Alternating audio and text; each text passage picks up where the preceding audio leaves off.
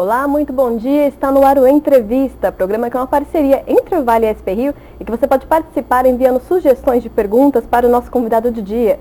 E hoje nós recebemos aqui no estúdio o prefeito de Jacareí, Isaías Santana. Prefeito, muito obrigado pela sua disponibilidade em estar aqui conosco.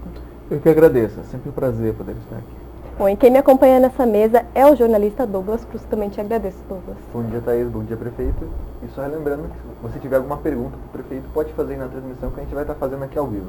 Bom, e para dar início às nossas perguntas, nós publicamos hoje sobre a baixa adesão do Conselho de Mobilidade, que teve as inscrições prorrogadas. É um assunto muito importante, eu gostaria de saber se o senhor poderia falar sobre a importância dele para o desenvolvimento das questões de mobilidade da cidade e da participação da população.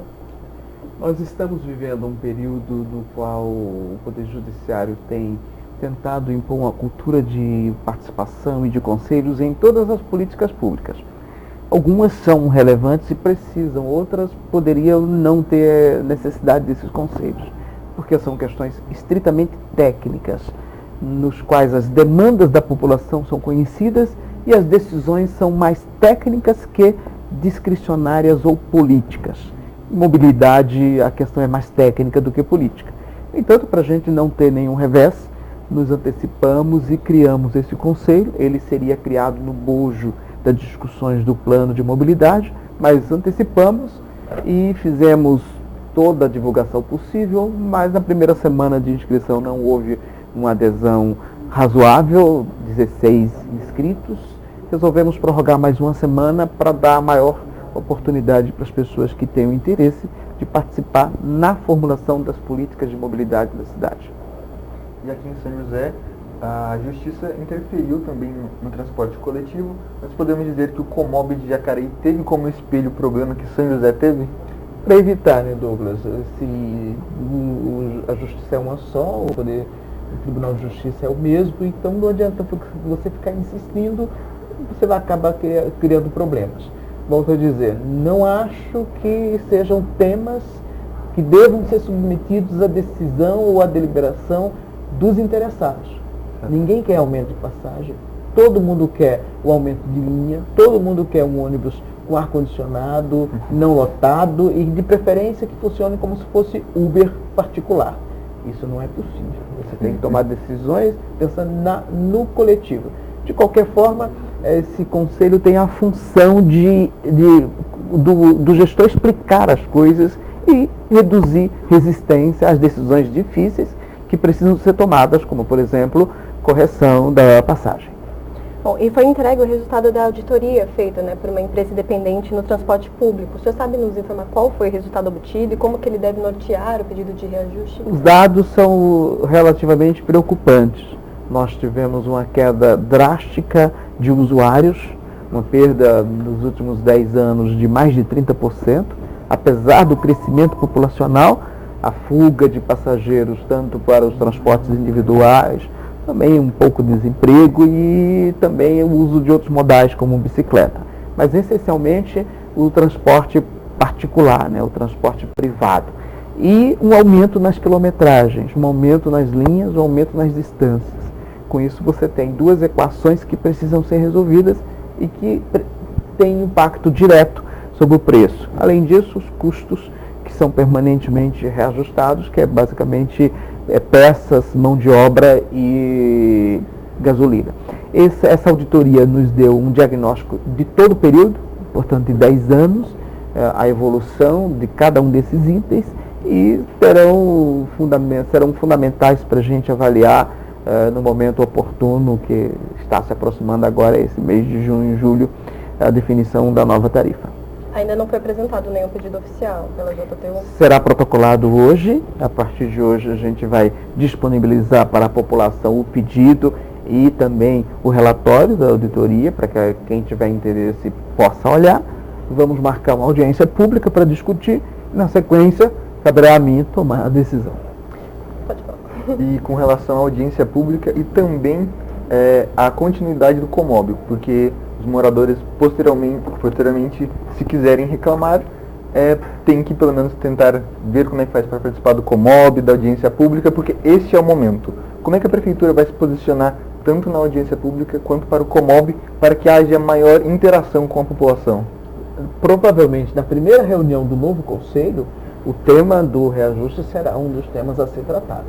A gente espera no dia 20 já fazer a composição, nomear, e já no início de julho ter a primeira reunião, e um dos temas com certeza será esse. E a partir daí as audiências serão abertas e as pessoas vão se inteirar, e na hora de renovar os mandatos eu espero que tenha mais gente interessada. Só para encerrar essa área de mobilidade, prefeito, também houve uma dificuldade em relação ao plano de mobilidade urbana na cidade, né? Tem uma previsão de quando devem ser retomadas as realizações das audiências? Tudo indica que agora, sexta-feira, nós faremos a convocação de novas audiências. Estamos fazendo um pente fino nos documentos, adequando-os ao que a Defensoria Pública alega em sua inicial, para não ter mais nenhuma surpresa em termos de liminar. A liminar dada já foi satisfeita, porque foi só o maior prazo de divulgação. Então nós pretendemos chamar e realizar essas audiências no mês de agosto. Legal. Agora falando um pouco sobre a área de saúde, o município está em tratativas, né, com organizações sociais e definindo uma série de questões para o fim da intervenção na Santa Casa. Essa intervenção, prefeito, ela deve ser prorrogada por mais um período? E como que estão as tratativas com as organizações sociais? Olha, Thais, é uma questão que a gente não pode ter pressa, porque a gente tem que ter uma decisão que atenda aos interesses, primeiro, dos usuários, já que tem uma população muito grande da cidade que depende do SUS, que depende da Santa Casa. Tem que dar tranquilidade para a Irmandade, a nova diretoria, mas ao mesmo tempo tem que ser feito o contrato.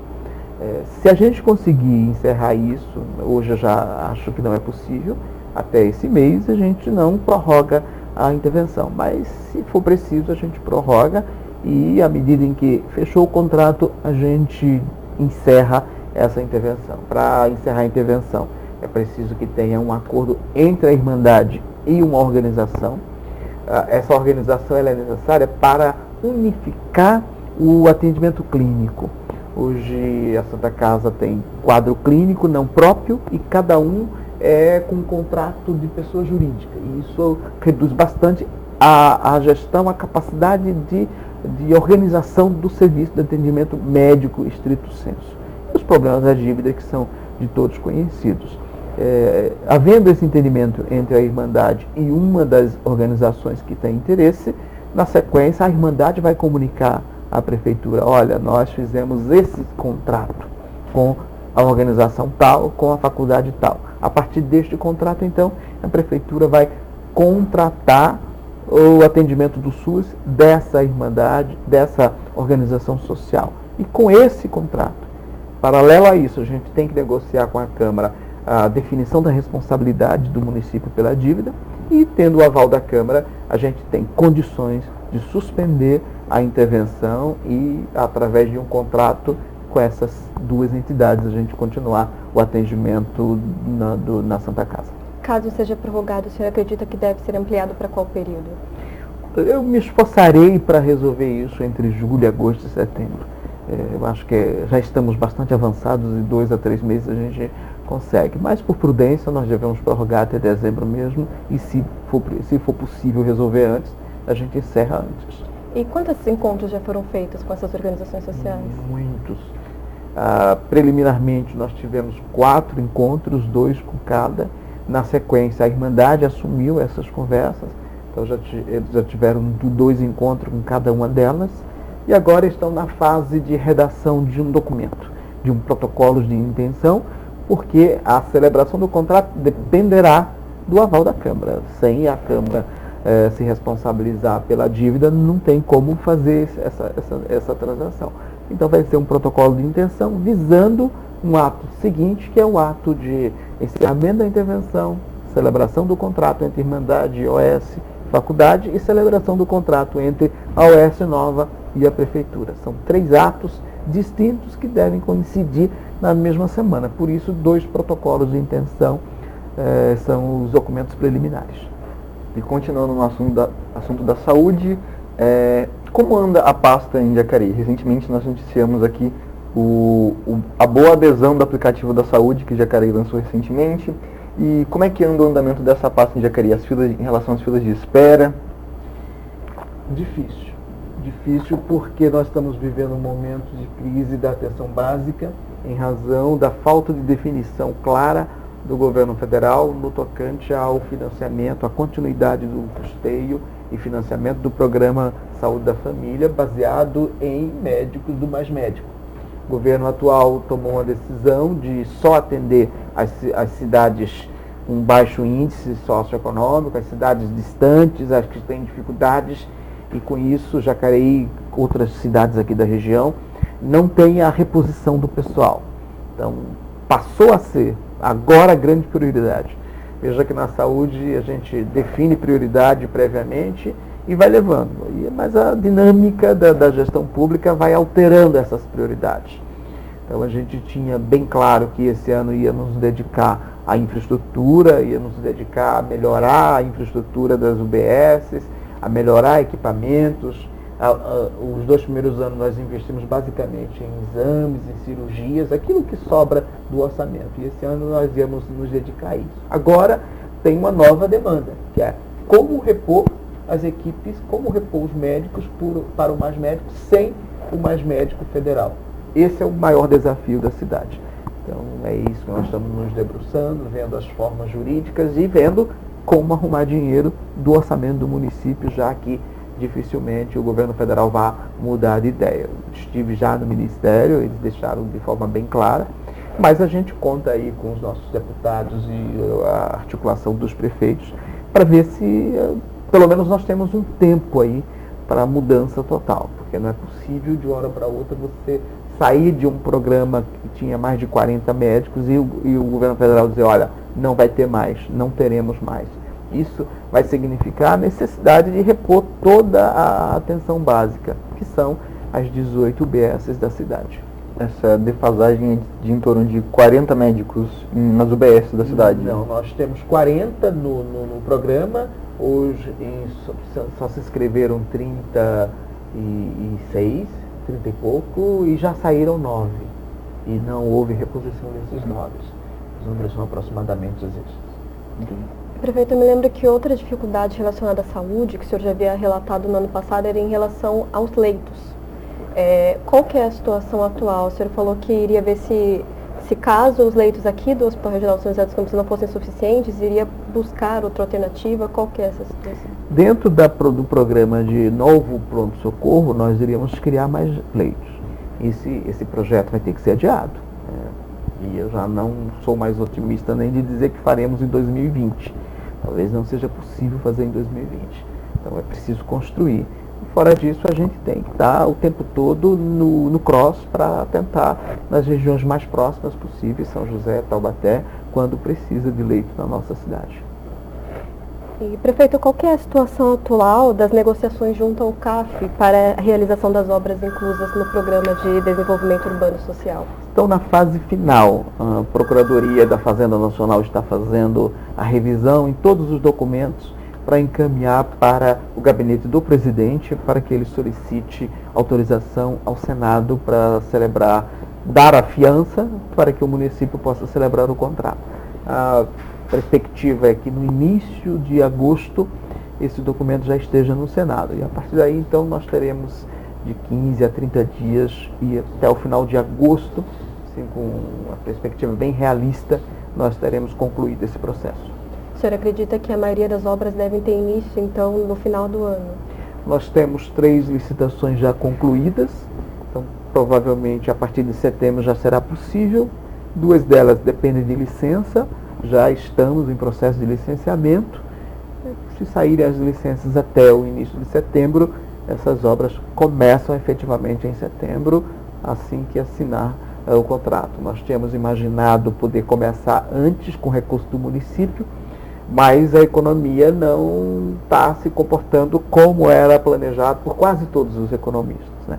Nós estamos já com 2 trimestres com queda na produção econômica, já tecnicamente já há quem fale em início de recessão, voltando ao período de 2015, 2016, e a gente tem que segurar investimento, porque são as únicas despesas que você pode evitar, com prejuízo para a comunidade, mas você pode evitar. Não dá para evitar despesa com pessoal, despesa com serviços essenciais, a manutenção da cidade. Mas investimento, que são obras, a gente pode sim fazer um adiamento. Então essas obras elas terão início quando o contrato for assinado. Devem aguardar então, né? E falando em investimentos e obras, recentemente a gente teve aquela batalha judicial ali na fábrica da Antiga Oca. Como se trata de uma obra privada, como a prefeitura acompanha esse caso, tanto para a geração de empregos quanto para a obra? Como é que a prefeitura acompanha o caso da antiga fábrica da Oca? Hoje a única coisa que a prefeitura pode fazer é agilizar as licenças, né? Tem projetos ali, precisa de um desdobro, que a área é grande e eles devem construir em apenas 1/3 do terreno, e também o projeto em si. Agilizamos o máximo possível para que ela seja logo construída e comece a funcionar. O senhor acredita que essa obra vai ajudar a cidade? Toda a indústria, todo o comércio que chega, empregos gerados, aquece a economia, é fundamental. Nesse sentido, a gente tem um grupo na Secretaria de Planejamento chamado GAP, exatamente para acelerar. Dele fazem parte todas as secretarias que têm alguma relação com aquela obra, para análise completa, conjunta e facilitar o máximo possível a vida do empreendedor. E, prefeito, nós tivemos mais uma audiência sobre a retomada do plano diretor, que ainda não chegou a um consenso, né? Uma nova proposta deve ser apresentada após o término desses 15 dias em que o processo está suspenso. O que ficou decidido?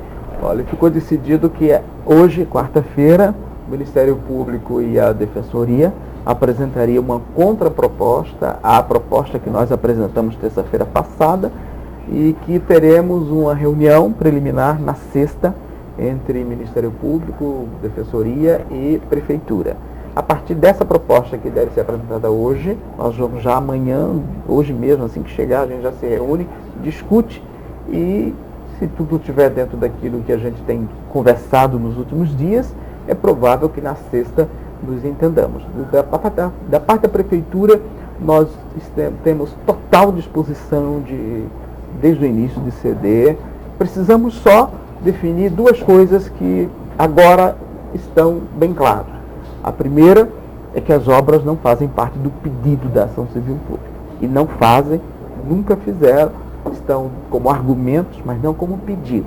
Então não tem como fazer acordo nessa ação civil pública envolvendo as obras mencionadas no CAF. E o segundo, que agora no julgamento do agravo pelo tribunal, foi dito que não haveria nenhuma manifestação do Poder Judiciário nessa ação sobre mérito, sobre conteúdo das propostas do plano diretor.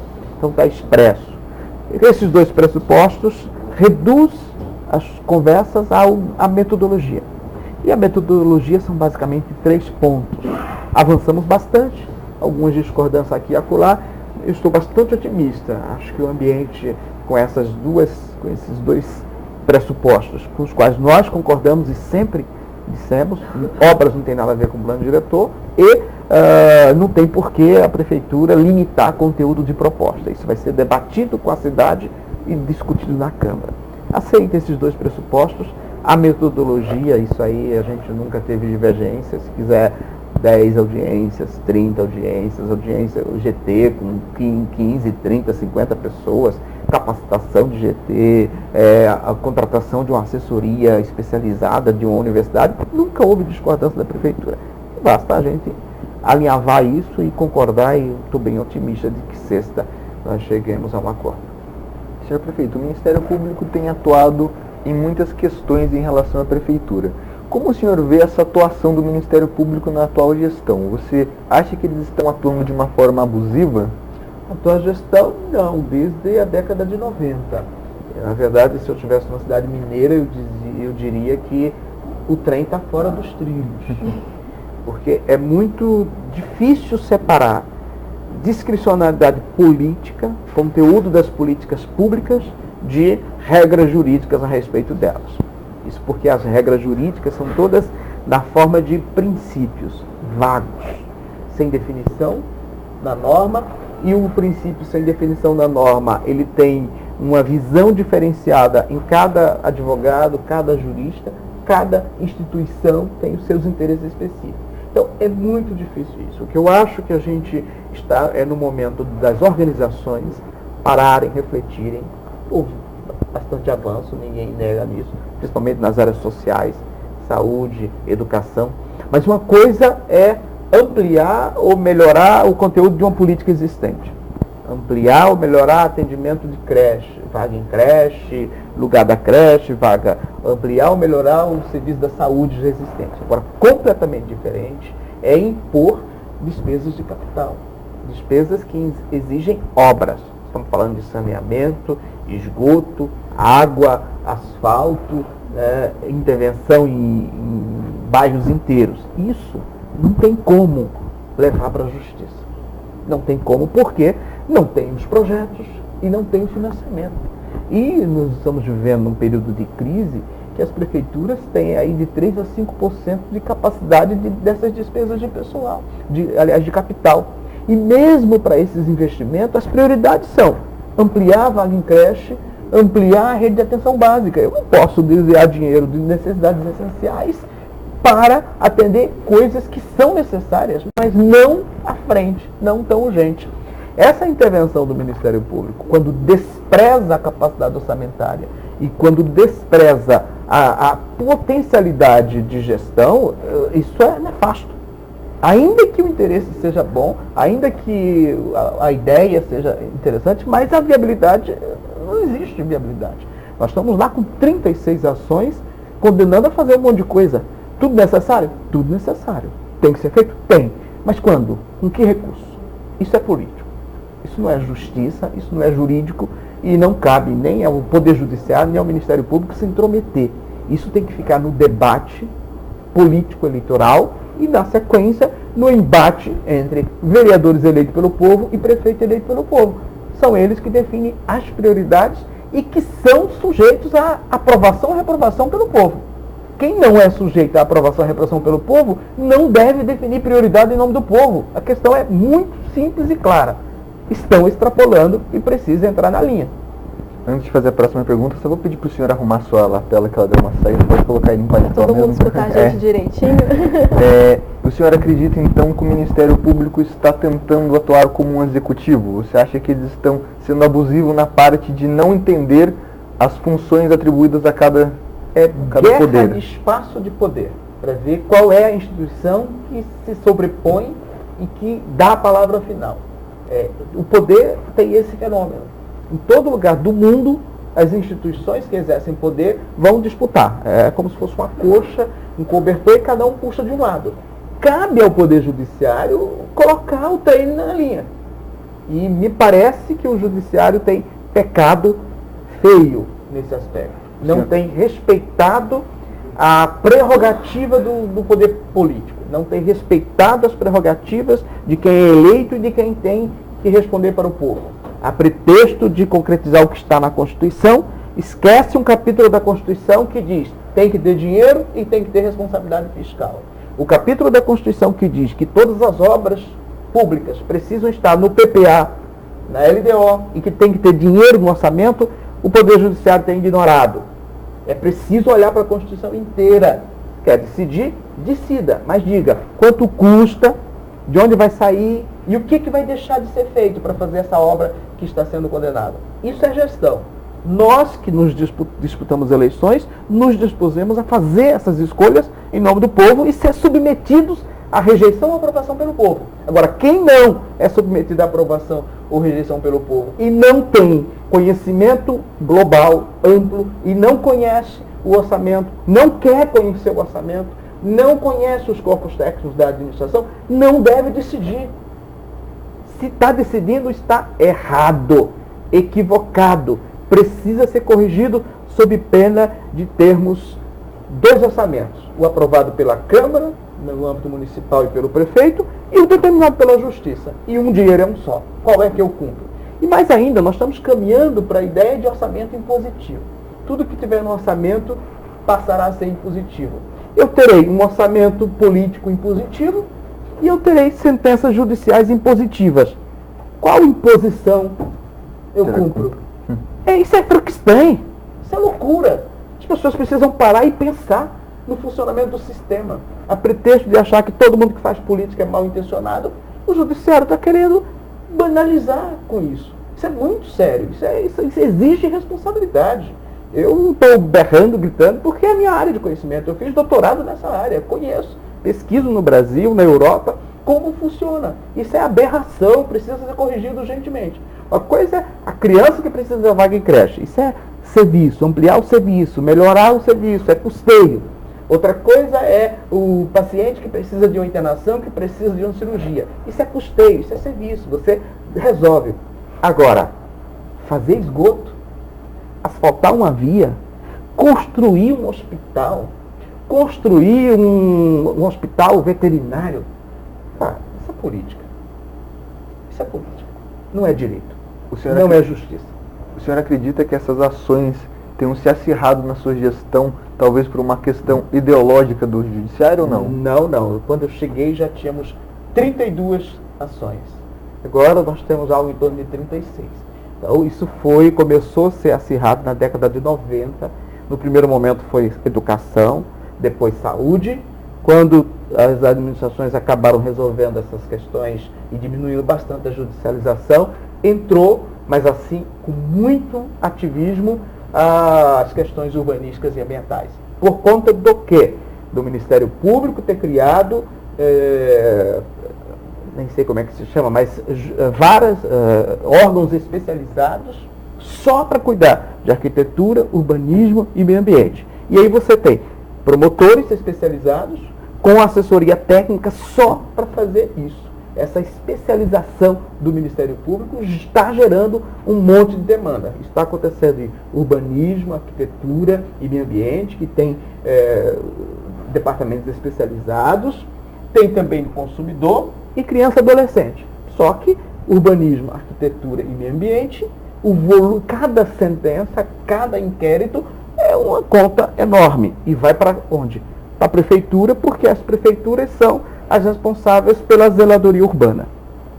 Bom, prefeito, a gente teve uma interação aqui que na verdade não é uma pergunta, é um elogio. Coelho, ele disse que quer parabenizar a Prefeitura de Jacareí pelas creches que foram construídas. Ele disse que ajudou muitas mães para ir trabalhar tranquilas. Gostaria de aproveitar o elogio dele e já questionar se a área de educação é uma que o senhor vê como positiva e quais pendências o senhor acredita que ainda devem ser resolvidas nessa. Olha aí, graças a Deus nós acabamos já com todas as demandas de ensino infantil, já em 2019, 2020 pré-escola, creche, universalizaremos em Jacareí, com qualidade, 2 turnos, as melhores creches da cidade são as públicas hoje, e precisamos avançar sempre na qualidade do ensino, na valorização do magistério, mas em termos de estrutura para o funcionamento da educação, estamos satisfeitos. Teremos ainda mais 2 escolas de ensino fundamental, uma no Santo Antônio da Boa Vista e uma na região central. Na região central porque nós funcionamos um prédio alugado, então precisamos reduzir essa despesa de aluguel. Vamos construir uma escola na região central, mas é 2020 até 2021. Fora disso, o resto é acompanhar o crescimento da cidade e à medida que ela vai crescendo com novos loteamentos ou conjuntos habitacionais, a gente já tem que se antecipar e levar a creche antes. Nesse sentido, lá no Jardim Paraíso e no Terra da Conceição, nós fizemos o pedido para o governo do estado e esperamos fazer esse convênio com o governo do estado para fazer essas 2 novas, porque existem empreendimentos habitacionais nessas 2 regiões e com isso mais crianças irão para essas regiões. Já estamos podendo antecipar, chegando com a creche antes da população chegar para morar. Senhor prefeito, semana passada eu e a Thaís entrevistamos aqui a Coronel Lincoluk e agora 2 perguntas sobre a Coronel. Ela falou que recebeu várias propostas, mas a de Jacareí foi irrecusável. Primeiramente, o que tem nessa proposta irrecusável e segundamente, 2020 já está aí. A Coronel foi pautada inclusive pelo jornal O Vale como uma das possíveis candidatas à prefeitura de São José. E ela, aqui mesmo no programa, não fechou as portas para isso. Ela disse que não está nos planos dela, mas que não se deve fechar as portas. Podemos ter talvez uma aliança política entre a Coronel e o senhor? Alguma coisa prevendo aí 2020 já? Ela é integrante do partido que está no nosso governo, faz parte do governo, que é o PL, antigo PR, liderados aqui na região por 2 deputados, pelos quais eu tenho o maior apreço, o Márcio Alvino e o André Prado. Conversei com eles antes de fazer o convite em respeito aos 2 mesmo. Eu acho que a comodidade do pessoal deve ter sido o critério que fez ela escolher Jacareí, né? Além disso, a gente tem uma gestão bem estruturada, ela tem amigos lá na prefeitura de Jacareí, então isso contribui. Além do mais, a proximidade, o conforto pessoal para ela, é uma região que ela já conhece, e também ela me disse que estava disposta a ter uma experiência municipal, né? Ela ficou mais de 30 anos no governo do estado, queria uma experiência municipal. Acho que foram essas duas coisas. E política a gente só sabe do passado, do futuro a gente não sabe. E eu acho que a Coronel Nicoloco é um talento e não pode ser desperdiçado. Cheguei na frente para fazer o convite que atendeu melhor os interesses dela. Sem dúvidas. E, prefeito, o senhor faz um balanço das metas já cumpridas e das metas não cumpridas ainda durante a sua administração? Como que o senhor espera chegar ao término de 2020? Com qual percentual cumprido e com Jacareí de qual forma? Em algumas áreas superaremos muito, até porque o nosso programa de governo foi bem tímido, né? Em algumas áreas nós tivemos que reorganizar as prioridades. Então, se falarmos em educação, superaremos. Cumpriremos todas as metas e superaremos. Assistência social nós superaremos também, por incrível que pareça. Todas as metas já estão, algo de 80% já cumpridas, e vamos superar. Infraestrutura, a depender do financiamento, nós vamos superar também saneamento e infraestrutura.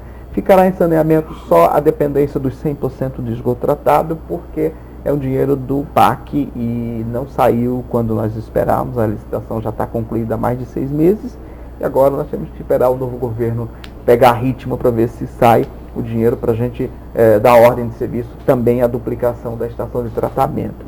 Algumas áreas, como geração de emprego, a prefeitura é refém da economia, então a gente pode não ter um desempenho satisfatório. E em segurança, a gente atrasou bastante algumas coisas que vamos fazer esse ano. Já era para ter sido feitas em 2018. Eu acredito que algumas coisas que não pudermos fazer, basicamente foi a questão da saúde, tivemos que redefinir prioridades, e não conseguiremos também avançar suficientemente em esporte e cultura no grande desafio de desconcentrar, tirar do centro, porque não tem dinheiro. E não tendo dinheiro, a gente tem despesa com saúde, despesa com educação e depois a manutenção da cidade. Essas são as 3 despesas essenciais. Depois disso, a gente vê o que sobra para as outras áreas. Daí a realização em termos de esporte e cultura ficará sim aquém daquilo que imaginávamos. Bom, nós estamos chegando ao final do nosso programa. Douglas, gostaria de acrescentar alguma coisa? Queria agradecer ao prefeito, queria dizer que as portas tanto da SP Rio quanto do Vale estão sempre abertas. E uma última pergunta que o senhor pode ou não responder. 2020, como eu falei, já está aí. O senhor, como que o senhor vê o seu cargo a partir do ano que vem? Estará disposto à reeleição? Vamos esperar o cenário em 2020. Eu acredito que qualquer prefeito eleito, ele é naturalmente candidato à reeleição, desde que as circunstâncias indiquem que mais um mandato será bom para a cidade. O plano pessoal me sinto plenamente realizado, já conquistei muito mais do que imaginava, mas estou a serviço de uma causa, e é essa causa que define, não sou eu. Disposição pessoal 100%, mas são os fatores, né? São as circunstâncias que definem. A decisão será tomada lá para maio de 2020. Tá certo, prefeito, agradeço também novamente sua presença. Pode ficar à vontade para retornar sempre. Douglas, obrigada também, e obrigada a você que nos acompanhou e interagiu pelas redes sociais. Te lembro que na próxima semana nós temos um novo encontro. Até mais.